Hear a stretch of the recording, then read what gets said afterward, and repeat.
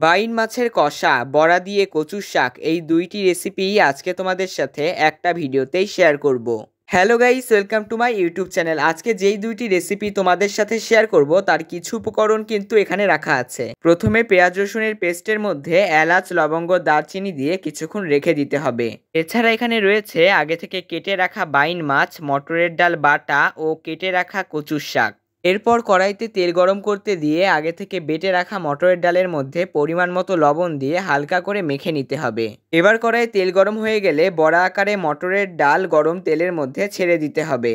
এই বড়া দিয়ে কিন্তু কচুর শাক রান্না হবে। এইভাবে করে রান্না করা কচুর শাক খেতে কিন্তু আমার খুবই ভালো লাগে। তোমরা কারা কারা এইভাবে করে কচুর শাক রান্না করা জানো বা তোমাদের খেতে কেমন লাগে তা কমেন্ট করে জানাতে পারো।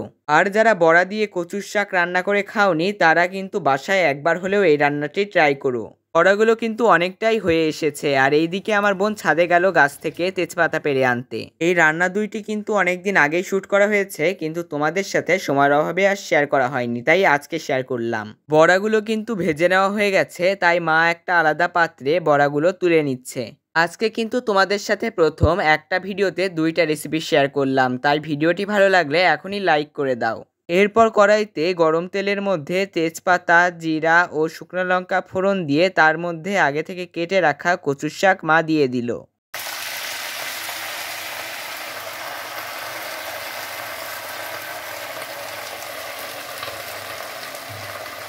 এরপর দিয়ে দিল পরিমাণ মতো লবণ, হলুদ, আদা জিরা বাটা, কুচি করে কাটা পেঁয়াজ ও গোটা কয়েক কাঁচা লঙ্কা দেওয়ার পরে ভালো করে একটু নেড়েচেড়ে নিতে হবে।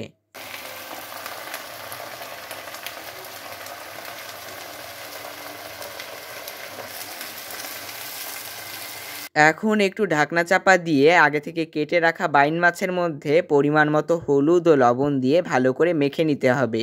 বাইন মাছ মেখে নেওয়ার পর মা ঢাকনা সরিয়ে কচুর শাক একটু নেড়ে নিল।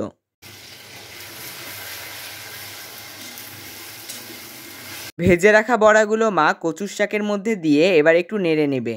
আর কচুর শাকের কিন্তু অনেক উপকার রয়েছে, যার মধ্যে একটা হলো কচুর শাক খেলে চোখ ভালো থাকে। যাদের চোখের সমস্যা তাদের কচুর শাক খাওয়া খুবই ভালো। এবার কচুর শাকের মধ্যে অল্প একটু চিনি দিতে হবে।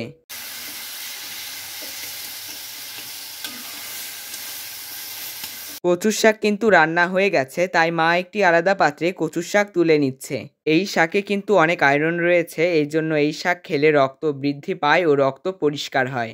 এইভাবে করে কচুর শাক রান্না করে বাসায় খেয়েও দেখো, তোমাদেরও খেতে খুব ভালো লাগবে। কচুর শাক তো রান্না কমপ্লিট, এবার রান্না হবে বাইন মাছের কষা। আর বাইন মাছটা কিন্তু আমরা অনেকটা মাংসের মতো করে রান্না করেছি।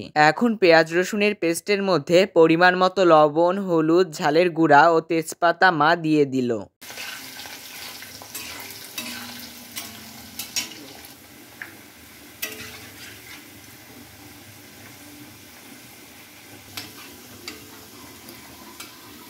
আলুগুলো কিন্তু ভেজে নেওয়া হয়ে গেছে, তাই মা এখন আলাদা পাত্রে আলুগুলো তুলে রেখে দিচ্ছে। তারপর কিন্তু আমাদের পেঁয়াজগুলো ভেজে নিতে হবে। এইবার পেঁয়াজ রসুনের পেস্টের মধ্যে উষ্ণ গরম জল দিয়ে একটু নেড়েচেড়ে নিতে হবে। তোমরা কারা কারা বাইন মাছ এরকম মাংসের মতো করে কষা করে খেয়েছো তা আমাদের কিন্তু কমেন্ট করে জানিও। এইবার দেখো, আমাদের কিন্তু পেঁয়াজটাও ভেজে নেওয়া হয়ে গেছে। এখন পেঁয়াজ মা আলাদা একটি পাত্রে নামিয়ে নিচ্ছে। এইবার লবণ হলুদ দিয়ে মেখে রাখা বাইন মাছও ভেজে নিতে হবে।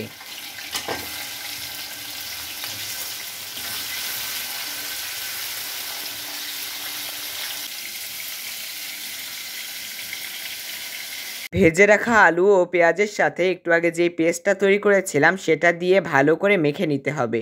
বাইন মাছ ভেজে নেওয়া হয়ে গেছে। ভেজে নেওয়া বাইন মাছ বাটিতে তুলে নেওয়ার পর এই তেলের মধ্যেই জিরা ফোড়ন দিয়ে আদা জিরা বাটা, ভেজে নেওয়া বাইন মাছ, একটু আগে ভেজে নেওয়া আলু পেঁয়াজের সাথে একটু আগে যে পেস্টটা মেখে নেওয়া হয়েছিল সেটা সহ এই সব কিছু মা একসাথে কড়াইয়ের মধ্যে দিয়ে দিল। তারপর এখন একটু নেড়েচেড়ে নিয়ে উষ্ণ গরম জল এর মধ্যে দিয়ে দিতে হবে।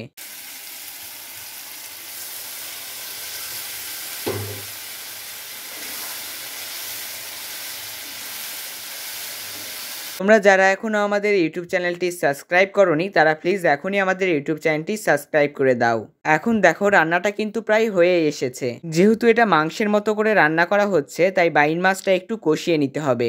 বাইন মাছের কষা রান্নাটি কিন্তু হয়ে গেছে। মা একটি পাত্রে রান্নাটি নামিয়ে নিল। আর তোমাদের সাথে দেখা হবে পরের ভিডিওতে। বাই।